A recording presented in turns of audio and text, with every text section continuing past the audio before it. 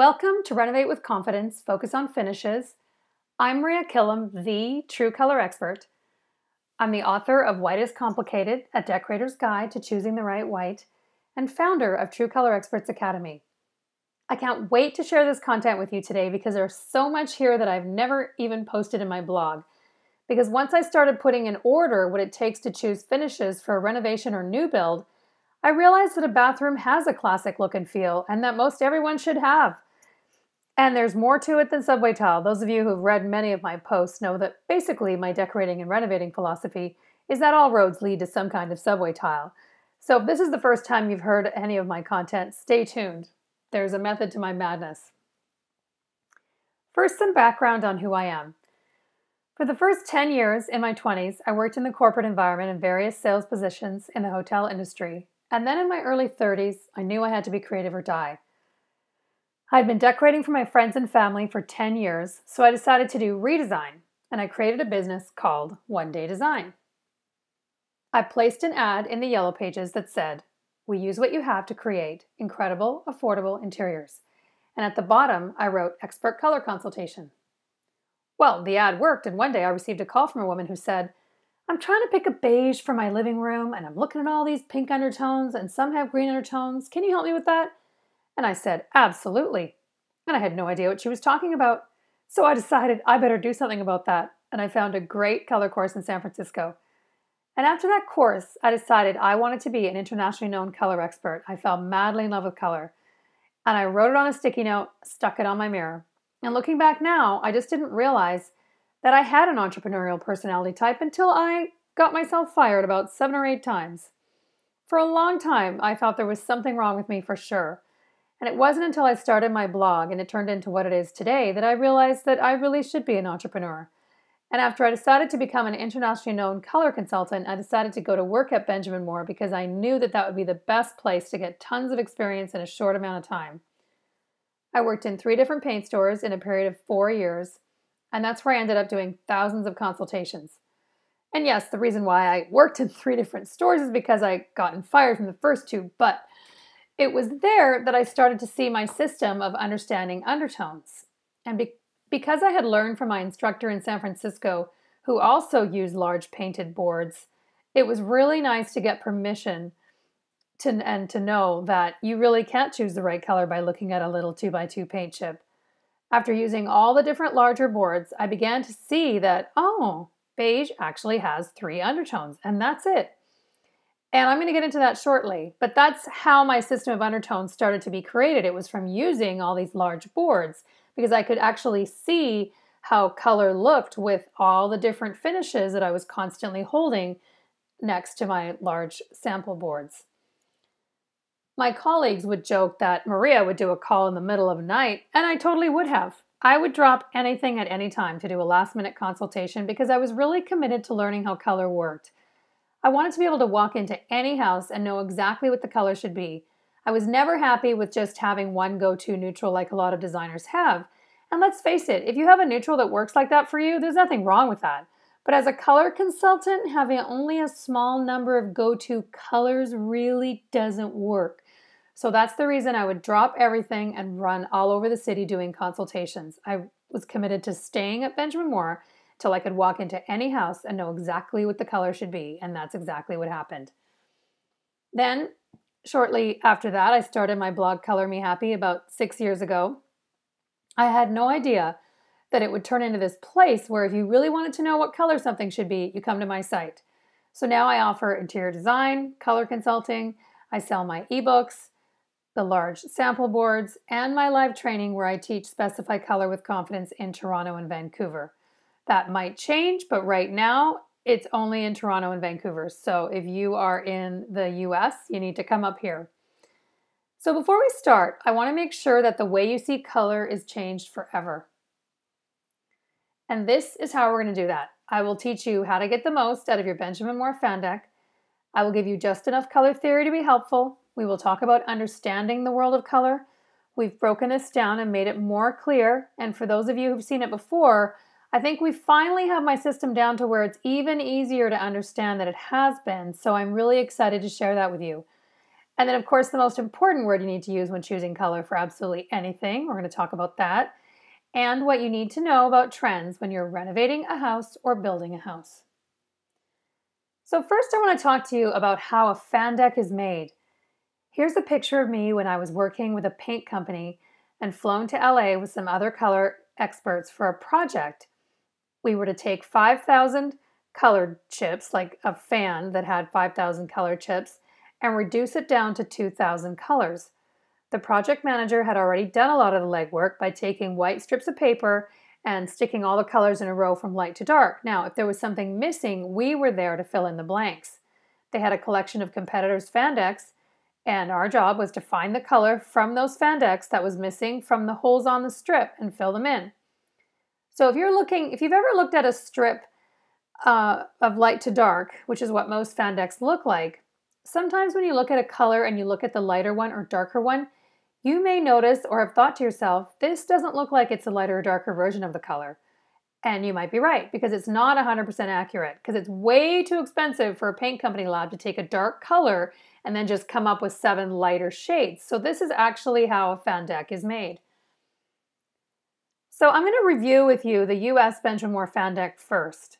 Here's what Benjamin Moore did a little over 10 years ago when they created the color preview in the middle of this screen. They came out with all these bright colors, and immediately all the designers freaked out and they said, where are all the muted colors and the neutrals? There were so many of them missing, so the Americans immediately brought back the classic fan deck, which is why if you're a design professional, you'll probably have 2 architectural fan decks, the color preview and the classic, in your collection. In Canada, Benjamin Moore conducted a survey of designers and paint store employees across the country on what were their favorite designer classics, and then that is how our designer classic collection was born. When you look at a Canadian fan deck, the names are the same as the classic in the US, but the numbers will be different. There are very few that are not represented in both fan decks. In Canada, you will have the historicals, the off-white collection, the designer classics in the preview, and the Americans will have the off-whites, the historical color collection,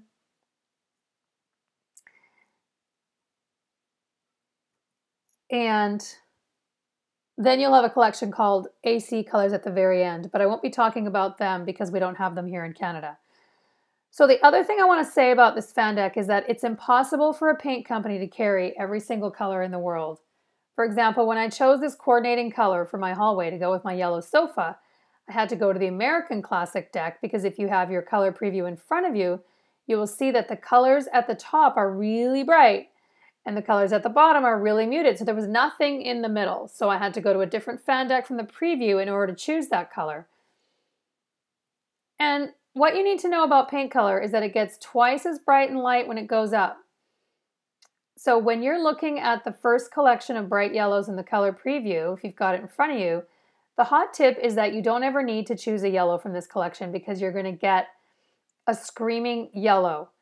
And unless you need paint for a concrete median and a parkade, you won't ever use these yellows from this range. In the color preview fan deck, the numbers look like this in the 2000s on the right. And in the US collection is numbered a little differently, as you can see on the left. What you need to know about the classics and the historicals is that whenever a paint company creates a historical color collection, they will put the collection together the best way they can, but they don't have the full range of gradation from light to dark. For example, if you look at the strip on the left with Danville Tan, Wheeling Neutral, and Carrington Beige, you can see that they don't look like they go from light to dark. Wheeling Neutral does not look like the lighter version of Danville Tan, and Carrington Beige is a lot grayer beige than Wheeling Neutral. The reason why I'm going over this in great detail is because working in a paint store, there were many times when customers would come in and they would have a color chart with specifications from their designer. And the designer had just taken the 3 top colors from the collection of historicals and they were thinking this must be okay because the paint company should know. And they had just given their client 3 colors because a lot of people think creating flow is going from light to dark on a paint strip. And you're going to learn in this whole series that that's not how you create flow at all. The whites are the same. They are just put together. Yeah, the whites on the right. They are just put together, and you need to understand what the undertones are. And just so you know, the lighter the color, the harder it is to see the undertone. Sometimes I've even had to call a paint store to ask what is the colorant so that's in there so that I can distinguish what the undertone is. But that doesn't work every time, but it can work for whites. So what you need to know about color theory, you can fit it on the head of a pin. And the reason I say this is color theory isn't going to help you when you're trying to find the right neutral or color to coordinate with your finishes or your furniture. Of course, understanding the color wheel is important, and you need to understand what the opposite colors are. Yellow is the opposite of blue, and that's a complementary color combination, but you're not going to start decorating a home wondering, am I going to have a split complementary triad scheme in my house? You're likely not going to do that. So my mission in life is to help people understand color in a useful way, and useful beyond color theory and color psychology. These things are really important and really fun, but I have an easier way for you to figure out what the right color is for your situation. These 3 words will help you organize color in your mind. First you divide, then you categorize, and then you define. The easiest way to divide it is to take the spectrum of color, including whites and neutrals, and put them in 3 categories. Anytime you look at a color and say it's gray or beige, you know it pretty much falls into the world of neutrals. If you've been following my blog or my work, you know that there is no such thing as a neutral anything, and you can't accurately call a color gray. Gray is never gray and beige is never beige. You have to call it what the undertone is, and we're going to talk about that shortly. Again, the first step is, in your mind, take the world of color and put it inside neutrals, whites, and colors. The second step is to categorize. Where you need to understand undertones is in neutrals and whites, and then the colors have 3 separate and distinct ways to describe them, and I will cover that coming up. The best way to define an undertone is to look at the definition, a color modified by an underlying color. Here are the 3 complex neutrals, beige, gray, and taupe. Beige has 3 undertones, pink beige, yellow beige, and green beige, and 2 secondary undertones, gold beige and orange beige. And here they are compared. It's always easier to see what the undertone is when you're comparing to all the others. And those of you who had a chance to work on this in the pre-work exercise, that is the most illuminating in my live training courses. You experienced a much reduced version of what we do in the classroom, but even if you use my ebook as a cheat sheet to come up with which order they come up, I'm sure you had an aha moment because now you're comparing, and that is where all the power in choosing the right color is. Here we have a gold beige on the left and an orange beige on the right. And I want to be clear that it's the brick in the fireplace that I'm calling orange. And you can see that it is a little more orange when you compare it to the color on the walls, which is Lennox tan, and then compare the orange on the fireplace to the gold beige on the left. You'll notice the difference. That's why I broke it down further inside of gold and orange, because sometimes you'll look at a tile or a granite sample and see that it's not really yellow beige or green beige. It's a little bit more orange. And that's why those are the colors that I have in my large color samples. Gray has 3 main undertones, green gray, blue gray, and violet gray, and of course the blue-green gray. And here are the first 3 lined up for comparison. Here we have a blue-green gray. Taupe has 2 undertones, the pink taupe and the violet taupe. Now, if you have an American Classic fan deck, open it now. Don't worry if you don't have one. But you could pull out Stonehearth and Ranchwood, and if you started to look at the rest of the taupes, you will notice that they get pinker and more purple, and they're in a category where you will not really, you're not really ever going to use those taupes. There are very few taupes in the Canadian collection, and I rarely even look at them because of the 8 that are there. In the taupes that I need are usually Cedar Key, Stonehearth, or Ranchwood. Taupe is a combination of gray and beige, and if you go into Pinterest and you type taupe, you'll get every beige there is because so many people have a different interpretation of what taupe actually is and looks like. I'm not saying my system is the right system, but this system works. And now that I've created this system, it takes the world of a million colors, especially neutrals, which are so hard to get right, and it just reduces them down where you can actually nail the right color as long as you've trained your eye and use my principles and use everything I'm going to show you. You can choose the right color. And once you understand this distinction and understand how neutral undertones work and how they look, you'll actually walk through the world, and whenever you look at a color in your mind, you'll immediately be thinking green, beige, pink, beige, yellow, beige, blue, gray, green, gray. That's how you'll now look at the world. So this is what stone hearth looks like. So that's how you can get a sense of that it's, it's not beige, it's not gray, it's right in the middle. Moving on to whites. Yes, white can be complicated, and my ebook on whites goes really deep and provides clarity with examples and practical exercises. So pick it up if you don't already have it, if you want to explore this further. White has 4 useful undertones.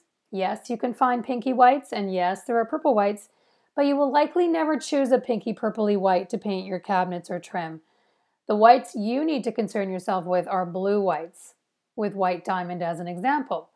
Then Chantilly lace as my control white, the white to compare all other whites to, so that you know what you're looking at and what you're showing your client. And then there's cloud white, which is off-white. Then there's cream, which is ivory white, and it gets creamier. If you look at your OC whites in the Benchmark collection, you will see that there are 140 whites, including a varying collection of pink whites, peachy whites, and you really need only to be concerned with the grade whites, which I would categorize as grayish.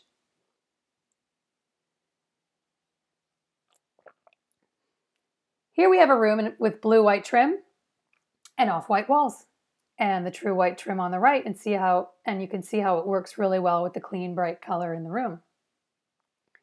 Here's on the left off-white, and on the ivory white on the right.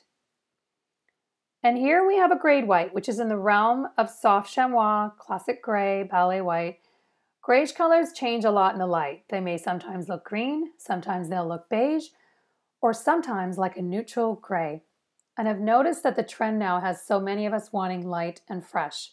We want to move away from earth tones and introduce a feeling of fresh. And we're in love with the bright pops of color that we were formerly decorating kids' rooms with.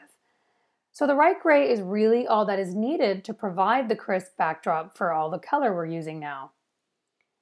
So now we're going to break down color. Remember, these descriptions also relate to neutrals.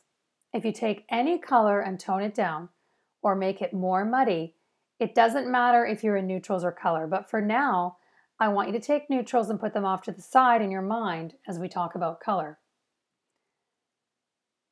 There are 3 useful ways to describe color, and the 3 that are the most useful are light or dark, warm or cool, clean or dirty.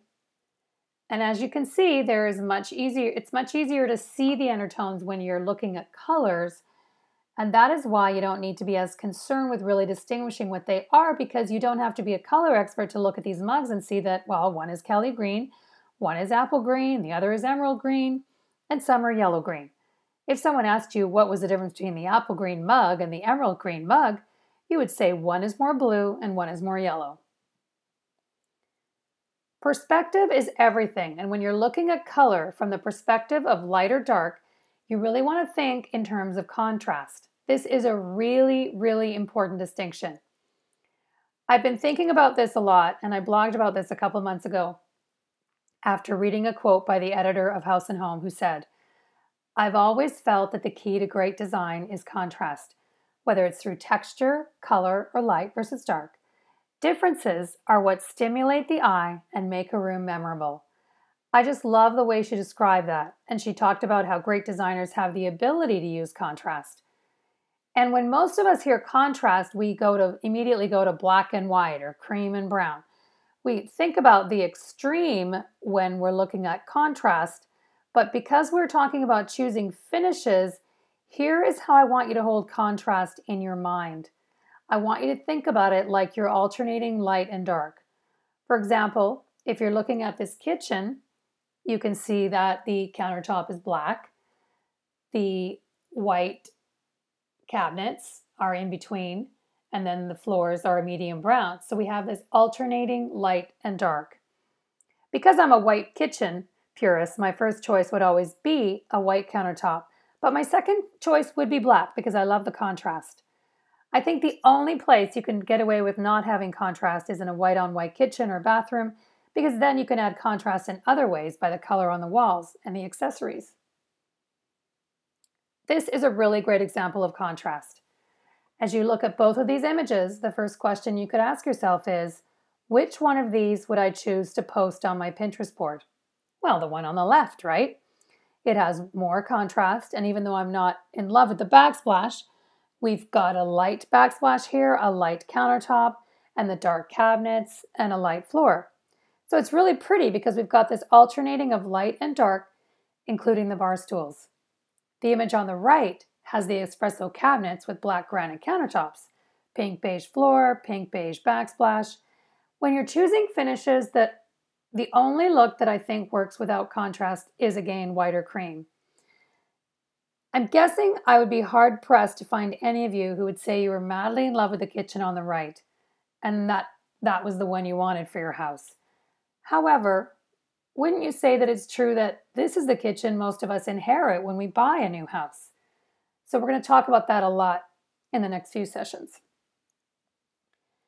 Here we have slate, which was a big trendy look in the Tuscan brown trend. Because both of these floors are multicolored and neither has any white or cream, if you had these in your home with white or cream trim, it will always look a little bit wrong. There are 5 or 6 colors in the slate, and now you've got a completely unrelated color on the trim. The way to make it work would be to use maybe a charcoal trim to really pull it off, but you likely won't use charcoal trim in your entire home.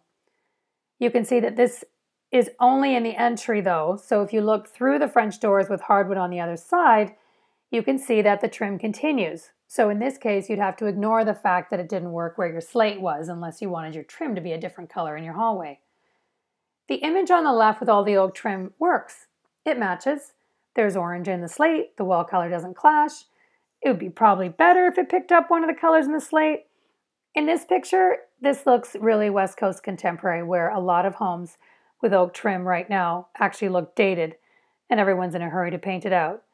But the left image has a good relationship with the trim and too much contrast and unrelated on the right. You'll make your decision to ignore it or not based on how much you have. Is it a 4x6 area in your entry, or is it bossier than that? When you think in terms of cool or warm, you want to think in terms of balance. This conversation is heard in design school, color theory, where you want to be looking for a balance of cool or warm when you're decorating your house. I think it's more important when you're choosing finishes to ask yourself, do I have enough contrast here over cool or warm? A lot of people make decisions based on cool or warm, but that's not where you want to look. You want to think about contrast.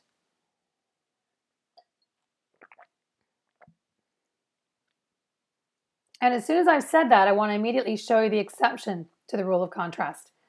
When you have a white on white or cream on cream bathroom, it's the only time you can get away with no contrast in the hard finishes, because it's accurate to say that although this bathroom on the left is current, if you inherited a bathroom that looked like this, but it was 10 years older, whether you like white bathrooms or not, this is a much easier bathroom to live with than a bathroom filled with multicolored slate or a mixture combination of granite and busy tile that is a very personal choice, usually of the previous homeowner.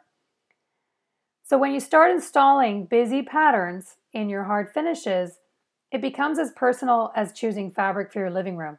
The chances of someone buying your house and loving your living room and buying it as it's decorated is extremely slim because it's your personal taste. It's really easy to warm up a white bathroom with a fabulous mirror like you see here in this image on the right. With a coordinating rug and any color you want, now you have this pretty elegant, easy to live with bathroom. Here's another example of white on white where it doesn't work. A few years ago, I was in a really contemporary show house with a white on white modern kitchen. The kitchen looked very much like the one on the right. It had solid white tile floors, solid white countertops, and white slab cabinets, and it definitely looked like it was a bit lacking in personality. This is a kitchen that needs the warmth of wood-stained floors and an injection of wood-stained cabinets somewhere because it really makes a difference. As well, this kitchen looks like a designer has been here versus the other two we just saw. And isn't that the look we want? We all want a house that you could take a picture of and put in a magazine, no matter what kind of style it is. There's a difference between a thoughtfully designed kitchen and a builder kitchen. To recap, when you're choosing hard finishes, I want you to keep contrast in mind versus cool or warm. And we'll be talking about that in the next training videos as well. Next, clean or dirty. That's the last step when you're looking at color. When you're choosing color, one of the common questions that I get is, do I have to be concerned with matching undertones when I'm coordinating colors? For now, I want you to think about keeping clean colors together and dirty colors together. And here's the thing, you can do whatever you want, but what I want you to learn and what I'm teaching you is to be aware when you add a clean color to a dirty palette and so on. Of course, decorating is personal and we can do whatever we want, but there are more mistakes made by design professionals and consumers because they don't understand that they have chosen a combination like this. Here, one of my readers sent in the photo on the left because this room was bothering her and she didn't know what was wrong. And you can see that the yellow, beige, gold area rug was way too dirty with the bright yellow accent colors that she'd introduced. Once she changed her rug, it solved her clean and dirty problem. Here on the left, you can see that the shower tile, oops, sorry about that. I was reading the wrong one. Okay. Here we have 3 categories of neutrals, whites and color. You can see that all the different undertones of neutrals are all together under neutrals, the 4 useful whites along with the grade white, and then we've got the 3 descriptors of colors. So the most important word you need to use when choosing color is comparison. I talk about this a lot, and you can't know that you're choosing the right color unless you're comparing. One day I even came home not too long ago with a bunch of carpet samples I was sourcing for a client. I spread them all out on my design table, and one of them was a grade pink beige. But I was able to see it clearly because I was comparing them to all the others. And it's easy to get that color mixed in carpet or tile without noticing that you've done that. Not that there's anything wrong with pink beige, but if it's not what you want, it looks dirty with other colors really fast. This is what describing a neutral as pink beige, yellow beige, or green beige, why it's just the first step. Because you can find a color that's pink beige, but all you have to do is keep going around the color wheel and you can find an even pinker one. Or when looking at yellow beige, you keep going and you can either find a greener beige or a more orange beige. Context is still applicable here when you're coordinating neutrals. They also get warmer or cooler, dirtier or cleaner. Okay, so pull out the exercise that came with the course. If you didn't have a chance to get the paint chips from the paint store, some people said they couldn't find gray, wisp, and ivory white, which is really odd. But you can look for a color that was really close and you can still complete your homework. And if you don't have a Benjamin Moore store near you, this still works if you want to close your eyes and come back later. You could find all these colors online and do the exercise digitally because you can still see the difference even on the screen. Although, of course, I would never make final color decisions for your house without looking at the paint chips in person. Okay, so on this first strip, you have Bradstreet beige, Stonehouse, sandy brown, and bleaker beige. When I first distinguished my system, it was beige that I first noticed how the breakdown of different undertones. This is always a big aha moment in my live training because you can see that if you compare Stonehouse to sandy brown looks more yellow, but then if you compare Stonehouse to Bradstreet beige, you'll see that Bradstreet beige now looks pinker and Stonehouse looks yellow in comparison. So this is not really obvious to you because I've deliberately chosen beiges that are really close together.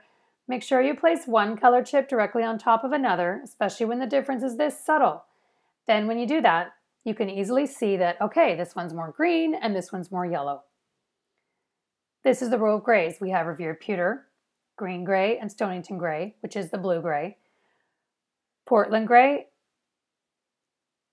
which is a violet gray, and Gray Wisp, the blue-green gray. Now, the purple one is really obvious. It's the easiest one to see, and that's because there really aren't a lot of purples in the fan deck, and also because purple really isn't the most popular color in the world. And what you should know about purple is that it's one of the hardest colors to get right.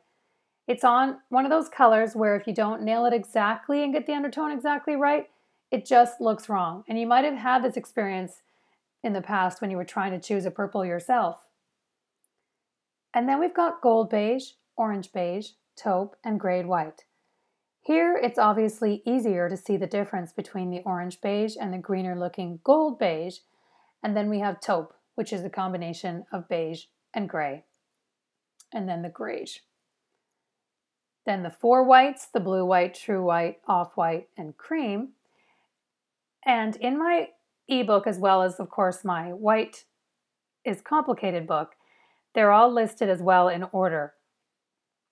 Basically, when you get whites broken down in this continuum in a row, you can stop trying to be creative when you choose a white. You'll just look at your house and figure out what the fixed white is and what you need to work with, and we'll get into those guidelines and rules in the next video training. You will also have a download that lists the answers to these questions as well, so that you don't have to refer to this video to get your colors in the right order. This is why describing a color as light, dark, cool, warm, clean, dirty is just the first step. So now we're going to walk through the color exercises because you'll want to know if something is lighter than, warmer than, cooler, cleaner, or dirtier. When you did your clean and dirty homework, you'll have noticed that yellow squash in comparison to sundial looks more dirty.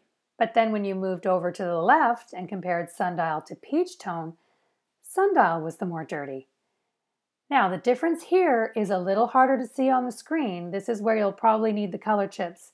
And make sure you keep placing one color chip on top of another instead of spreading them all out on your desk, because if you don't do that, you won't be able to see the comparison as clearly.